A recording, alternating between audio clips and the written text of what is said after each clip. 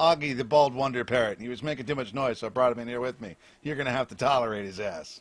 Or at least his face. All right, so we covered a bunch of this stuff about going into love, how to find love, how to define love, what to do once you're there, all that sort of stuff.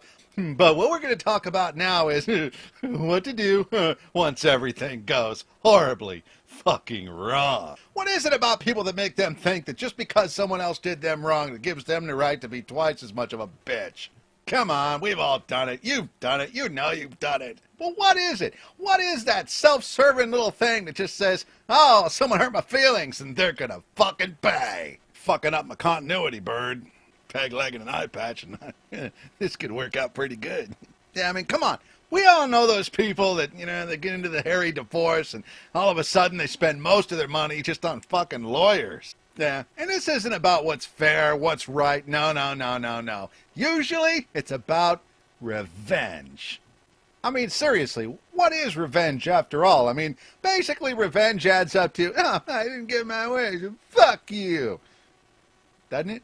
Nah. Revenge is usually, it's kind of like emotional violence. It's like, and violence and hatred and it's fear, lack of control. Someone hurt your feelings. You can't control your life because it feels like someone else is running it. So you have to find a way to lash out and try to control the will of others, which ain't gonna fucking work. It just makes everybody that much more pissed off. It gets contagious as fuck, and everybody around you turns into a dick because they spent too much time with you. You know what you do when someone fucks you over in a relationship? You go, hey, you know what? Thanks for doing it now instead of dragging it out for a couple more years. Thanks for letting me know who you are. I appreciate it. Now I can learn from this mistake that I got myself into by picking you in the first place. And I can go out and hang out with myself for a while so I don't have to put up with your shit no more. And if I'm really fucking lucky and I'm really good to myself and I do my best to becoming a good person, hey, maybe I'll get a chance to hang out with someone who isn't such a shithead like you. Yeah, I mean, I'm basically sitting here saying revenge is stupid in all fucking cases. There's no good excuse for revenge. Well, what if he raped all the kids and then shot them in the kneecaps and let them bleed to death, and then right before they started to die, he smacked them in the face and told them that he was Satan and convinced them all they were going to hell just as they were dying, just to make it as miserable as fucking possible. Sorry, no death penalty. Catch him while he's doing it, shoot him in the head. Yeah. Oh, crap. Now we're in one of those points where nobody knows what the fuck I'm thinking. Oh, crap. Is he a liberal? Is he a conservative? That don't make no fucking sense. What do you mean? No death penalty, but shoot him in the head? That don't make no sense. Yeah. Welcome to Dave's world. Yeah. It don't make no sense because you people ain't paying fucking attention. Looky here. Who's in charge of capital punishment? The government, right? Right. Don't give them the right to kill anybody. They keep fucking it up. They've fucked it up since the beginning, and they're going to fuck it up again. You let the government start killing people, and a whole bunch of rotten shit starts happening, like killing people who don't deserve to get killed. Oh, they convinced that jury that he was a bad, bad man. But unfortunately, 2 years after they killed him, oh, looky here, turned out he didn't really do it. Oh, we'll never make that mistake again, because we're the government. We'll get it right this time.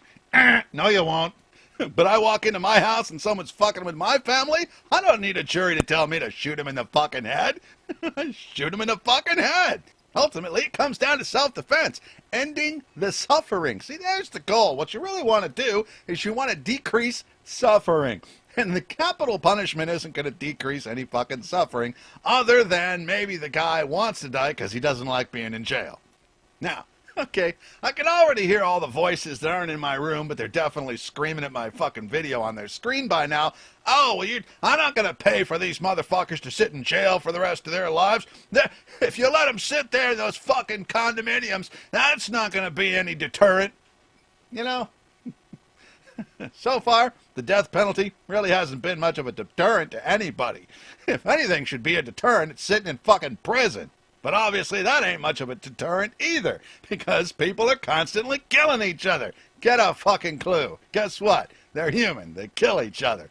For every 100 humans, there's about half a human who's a fucking idiot and he has to go out and fuck it up for everybody else. Deterrents only work for us normal people who actually care, who think before we do stupid shit. People who don't think before they do stupid shit, well, they're not thinking about deterrence now, are they? Same thing in a relationship. You think threatening somebody is a deterrent? No, because they're not thinking about your threats when they're busy ignoring your deterrent. And as for all those people sitting in jail that you're paying for, well, you know what? You don't want to pay for a murderer or a rapist to sit in jail, but you want to spend all your tax money keeping fucking druggies in jail? Well, you're a fucking idiot. So back to the battlefield of love. Revenge is that emotional violence that preys on your own stupidity. There's this thing that goes, you probably heard me say it before. Revenge, no. Yeah, so there's a little saying goes something like this. I forgot it. Oh, yeah. Resentment is a poison that we take expecting other people to get sick, and all it ends up doing is fucking us up. And not in that semi-good way you see in movies about the 70s. No, not that kind of getting fucked up. I'm talking really fucked up. As a matter of fact, revenge is such a fucked up, stupid behavior that the first thing you want to do when you start getting into some sort of relationship is find out who pissed off the person that you're about to hook up with. See how fucking crazy they get over the last person that pissed them off. Because the crazier they get, the faster you should get the fuck out of there. Look, if you're going to spend any amount of time with this human, you're going to fuck up at some point, and you're going to catch some of that wrath. All right, let's take this in a little broader sense again. Okay, look, the problem with revenge is that it's emotional violence. I keep saying that, but, you know, the problem with it is it's emotional violence. What's the problem with emotional violence if you feel that somebody really fucking deserves it? Well, the problem is you're no judge to decide who deserves what, because whoever it was that fucked you over, you're the person that invited them into your fucking life in the first place. So you got a little piece in this, and you're probably not the best person to have on this particular jury. Now, another problem with emotional violence is the word violence. Look, there is no time in your life when violence is a worthwhile endeavor. I'm not saying don't go deal with business, don't get things done. I'm saying violence, bad. This is not a concept that Americans seem to be able to grasp very easily. Yeah. In our country, you want to get something done, you wage war on it, whether you're going to win or lose. Like the war on drugs, lost. The war on poverty, lost. The war on hunger, lost. How about the war on homelessness? I don't know. You walk down the street in the city lately, seems to me that unless you count cardboard boxes, lost that war too. Seems like about the only thing this country can win a war on anymore is like war on tolerance or war on compassion, war on brilliance, war on education. Yeah, those sort of wars, you know, we kick ass at those. Oh, yeah. All right, so what's wrong with violence? Because, you know, revenge is all about violence. So what could possibly be wrong with violence? You know what? Violence sucks. Violence gets in your way. It's like anger is a weakness. There's another idea that doesn't seem to go over really well in this country. Oh, yeah, if you think anger is a weakness, you're some twinkie-toting hippie fucking idiot. No, no. You know where that idea comes from? Samurai. Yeah, some of the baddest motherfuckers that ever walked this planet figured that shit out. Because you're not in control if you're full of violence and anger. You're not in any kind of control. You're predictable. You're easy to defeat at that point. I used to know this guy. Oh, I'm a berserker. I'm a rager. It's my adrenaline. Oh my God. What was that movie where the guy is like, anger rising? No, you're an idiot. So don't get me wrong. I'm not some ultra-liberal hippie who's all about, you know, save the everythings. No. I'm not like all about gun control and pacifism. No. Hey, I'm all for it. Someone walks through your front door and says, stick 'em up. I say blow their fucking nuts off. But what I don't say is scream at him and have a big old dialogue and let the veins start pumping out of your head. No, no, no. Just be nice and calm about it. Oh, hi. Welcome to my house. You must now die. Bye-bye. There's a difference between engaging in conflict effectively and violence. You don't need violence to win a fight. You don't need violence to win a war. There's a difference between engagement and violence. Let's say you get into a sword fight with someone. Well, you could dance around like it's like, The Princess Bride all day long or some Harold Flynn movie, or you could just stand calmly and wait until your opportunity and lop that fucker's head off. Because ultimately, you're doing him a favor. You're putting him out of his misery. You're removing the violence from his heart. Yeah, I know, it's a pretty foreign idea for anybody living in America. But I'm telling you, this is the way it's done. This is the way you keep yourself sane. This is how you keep from being another stupid, contagious motherfucker who gets constantly trapped in a relationship full of hate and drama and screaming. A lot of people are just fucking addicted to that stuff. They just can't have a good day unless they've got someone that they can chew out or give a guilt trip to or fucking whine and bitch and complain. Yeah, if they don't get that, it's like a shot of cocaine. It gives them some fucking adrenaline. And if they don't get that, then they've got to sit in their room all by themselves and think about the shit that's going on in their own fucking head. Here's another little thing about violence. I'll tell you something that just annoys the shit out of me. Just fucking pisses me off, which is actually sort of counterproductive for this conversation. But anyway, it's these guys really into martial arts. Oh yeah, they're all about kicking some ass. Fucktards.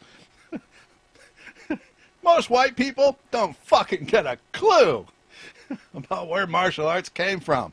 Came from a bunch of monks. Came from very non-violent people who found that they were out of balance just exercising their minds. They needed to exercise their body as well. And the various moves within martial arts have a lot to do with the same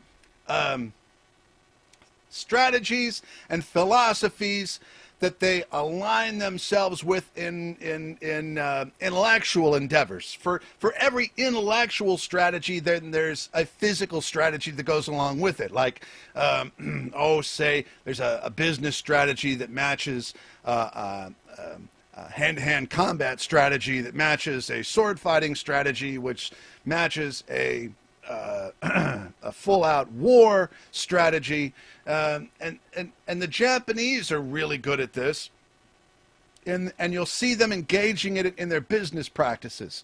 It's not about this adrenaline-filled bullshit in the heart. It's about doing something smart and just getting it over and done with.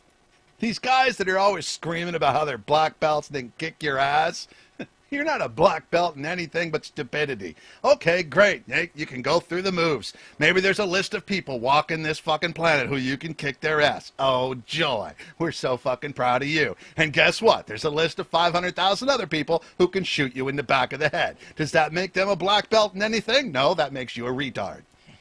Rule number 1 in the art of war. If you want to win, don't fucking fight. Here's another good one. What's the best way to get rid of an enemy? Make him your friend. These are not horribly difficult concepts to comprehend, unless you're horribly insecure, you got no self-esteem, you're scared of everything that moves, and you're busy trying to convince everyone that you're a big tough person, because ultimately, deep down inside, you feel like a little bitch. Here, a little free education.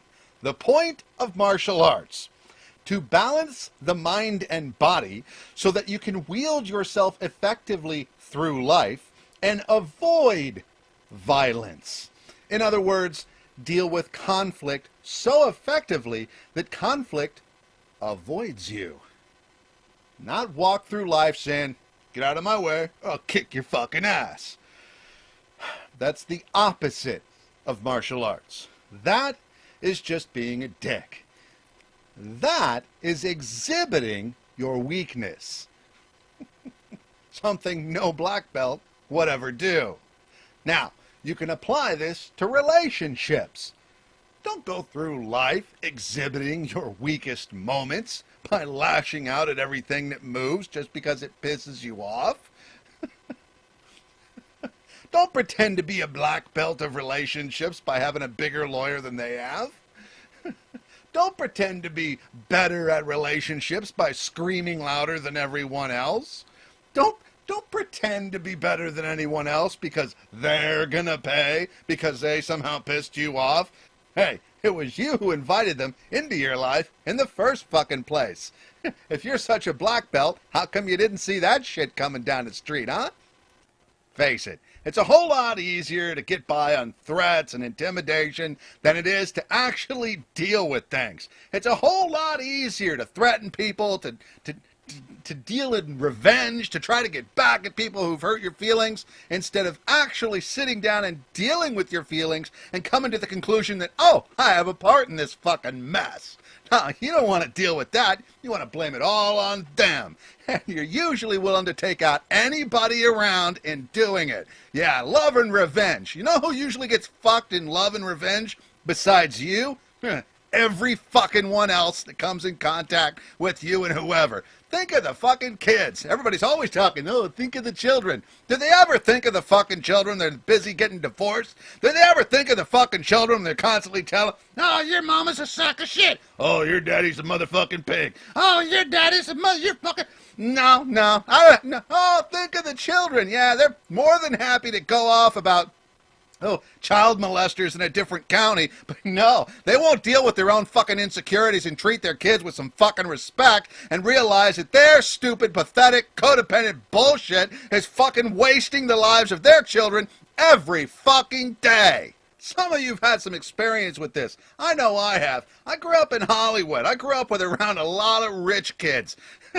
Boy, there was some shit going down there. But you know what? I was one of the lucky ones. My parents did get divorced early on, but you know what? They both made a decision, and I heard about it from both of them. And you know what? Neither one of them ever talked shit about the other one, at least not in my presence. And they got along. They told both of their parents, you will get along with my ex.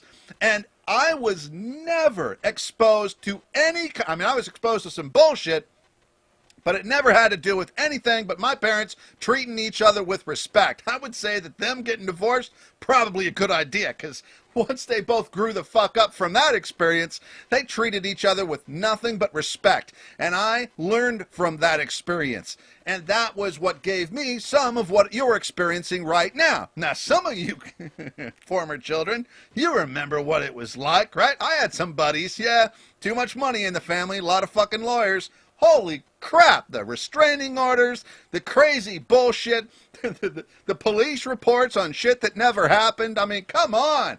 Just because someone's feelings got hurt. Oh, he owes me. He's going to pay. I've heard that sentence way too many times. He owes me. He cheated on me. Great. He cheated on you, and you caught him. Good. You figured out he's a fucking liar. But because he's a liar, you get to be a fucking cunt for the rest of your life? I don't think so. Those two things, they don't exactly even out, because your being a complete and utter fucking bitch is not going to solve the problem. No, it's not going to solve a problem. It's going to create more problems. Is that really your goal? Create more fucking problems? Take something and make it worse? Chances are the fact that you've got a personality that where you take something that's fucked and you make it worse, chances are that's the reason you got into this in the first fucking place. Anyway, I think I've made most of my points, but here's the last point I'm going to deal you with. Love and revenge. Here it comes. This is the end to this three-part endless nightmare. Here it is, the most important part you're ever going to pull out of this. All right? Here we go. Ask yourself a question. Do I have what it takes to forgive the people who fucked me over? And I don't mean let them do it again. That's not forgiveness. That's stupidity. I mean, can you forgive them to such an extent that you can get that hatred out of your mind and go on with your life? Because if you can't, You are planning like a blueprint to have an incredibly shit life. Ask yourself, honestly, right now, am I the kind of person who says things like, oh, they're going to pay. Oh, they're going to pay. No, they're not. You're going to pay. You're paying right now. Ask yourself, what are you paying for?